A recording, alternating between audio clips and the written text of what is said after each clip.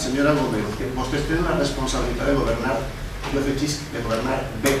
La tenen ara i la tenen tots els anys que han passat. Si s'hagués gestionat bé d'una manera diferent aquest ajuntament, probablement ara no tindríem els problemes que tenim actualment. O almenys no tindríem la intensitat que els tenim ara, perquè bona part dels problemes són derivats des del nostre punt de vista de la gestió que vostès han fet. Vostès diuen que no van a pujar les taxes d'una manera desorbitada. Evidentment que no és desorbitada perquè no és el 50%. Potser un 16% en alguns conceptes no li pareix una pujada desorbitada. Jo simplement dic que 10 euros de menjador més 10 euros d'educació al mes són 20 euros. Per 10 mesos són 200 euros més a l'any que han de pagar les famílies. Això per a determinades famílies benestants d'aquest poble no és res, és un capritxo.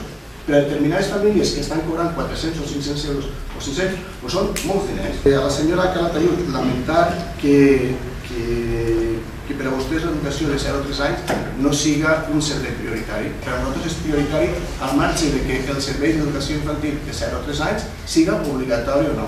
Per a nosaltres és fonamental, conforme he dit, perquè afecta la primera fase de l'educació i en segon lloc perquè permet la conciliació familiar. Si en aquest moment amb les taxes actuals ja n'hi ha vacants, si les pugem un poquet més, probablement n'hi haurà moltes més vacants a partir del curs que ve.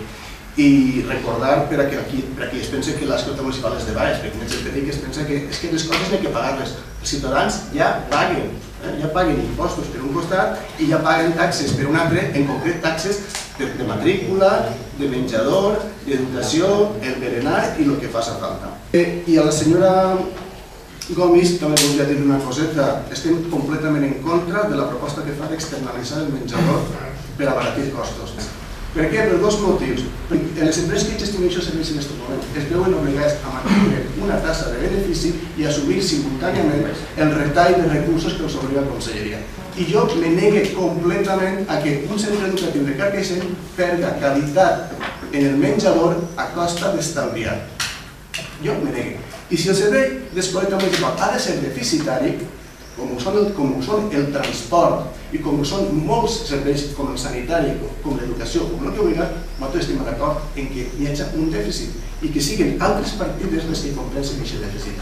Per ahir nosaltres no passem. Aquesta línia no la volem travessar.